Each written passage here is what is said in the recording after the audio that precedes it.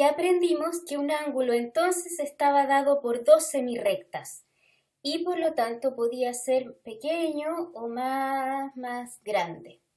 Entonces, el ángulo más pequeño de todos es aquel donde las dos semirrectas coinciden. Ese es el ángulo nulo. Otro ángulo importante es el que está asociado a la recta. En el ángulo que está asociado a la recta, las dos semirrectas conforman una recta en sí. A ese ángulo le llamamos ángulo pleno o ángulo llano. Otro ángulo que sigue en igual importancia es el ángulo recto. El ángulo recto se distingue porque está justo en la mitad del ángulo pleno.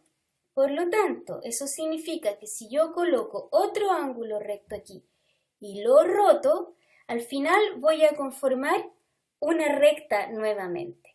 Eso verifica que el ángulo recto es recto hacia los dos lados. Está justo en la mitad del ángulo pleno. ¿Ok? Bien, esos son los ángulos importantes. Pero si queremos medir cuánto podrá asociarle un número a todos los ángulos intermedios, ¿cómo podemos hacerlo? Habría que asociarle un número al ángulo más grande y el resto de los ángulos tomarlos proporcionalmente respecto a eso. Pero ¿cuál es el ángulo más grande? A ver, partimos del ángulo nulo, vamos agrandando, agrandando, agrandando, agrandando, agrandando, agrandando, agrandando. Ahí vamos teniendo un ángulo muy grande, puedo seguir, y cuando se juntan las dos rectas, volvemos a tener el ángulo nulo. Entonces, en realidad, el ángulo más grande es equivalente al ángulo nulo. Como que vuelvo al comienzo. Bueno, pero igual a ese ángulo más grande, podemos darle una medida grande. Esta medida podría ser arbitraria si la idea es la proporción respecto a ese ángulo. Podríamos asociarle 12 grados, como por ejemplo en el reloj, que son 12 horas del día. Pero eso no es lo que se hace. Sería buena idea, encuentro yo, pero no se hace eso. A algunas culturas le han asociado el número 400 al ángulo más grande. 400 es un bonito número, sí, estaría bien, pero la medida que en realidad más se usa son los grados sexagesimales, que corresponden a 360. 360. ¿Por qué 360? Tal vez porque el 360 es un número que tiene muchos divisores y por lo tanto fracciones de ese número frecuentemente van a ser enteras. Al menos van a permitir jugar un poco. Entonces, aceptando que el ángulo completo es el ángulo de 360 grados, eso implicaría que el ángulo pleno, el ángulo que compone la recta, ese debiera tener 180 grados porque vamos a tener el mismo hacia arriba que hacia abajo. Entonces es justo la mitad. De la misma manera, el ángulo recto va a tener que tener 90 grados porque es la mitad de la mitad. ¿De acuerdo? Y si queremos medir otros ángulos, por ejemplo, aquí en la bandera tenemos el ángulo entre las dos puntas, que son 5 ángulos iguales y conforman el ángulo pleno. Por lo tanto, el ángulo entre estas dos puntas debiera medir 72 grados. ¿Cuál ángulo? Este ángulo, que yo lo pongo aquí al medio y apuntas en las puntas de la bandera. Bien. Ahora, este no es el único sistema de medidas. Existe otro sistema mucho más natural y es asimilar a los ángulos a los puntos de una esfera de radio 1 o de radio R. ¿Qué pasa? ¿Cuál es la ventaja de eso? Que podríamos entonces asimilar el ángulo a la longitud que tiene el arco de la circunferencia. Eso tiene la ventaja de que el ángulo completo, por lo tanto, va a medir exactamente lo mismo que es el perímetro de la circunferencia. Si la circunferencia tiene radio R, el perímetro es 2πr. Si la circunferencia tiene radio 1, el perímetro es 2π. No importa, es proporcional a esa cantidad.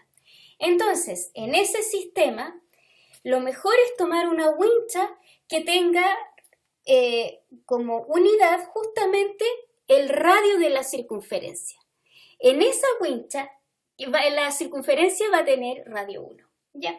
Y eso significa que el ángulo que mide exactamente 1 coincide con este ángulo que está aquí, que es el ángulo que mide exactamente 1 radián. Y entonces uno se pregunta, ¿cuántos son 2 radianes? Pues el doble. Y entonces me voy al doble y ahí tengo 2 radianes. ¿Y cuánto será la circunferencia completa? Entonces voy y mido la circunferencia completa y obtengo que mide 6 y fracción. Fracción más o menos como 28, más o menos. ¿Sí? Es 2pi, el perímetro de la circunferencia. Entonces, de esa manera, con una wincha calibrada, uno puede medir los ángulos en una circunferencia. Ahora, por supuesto, hay que pensar en cómo lo voy a medir en la realidad, para qué me sirven los ángulos. Entonces, yo puedo querer estar interesada en medir un ángulo para indicar una dirección.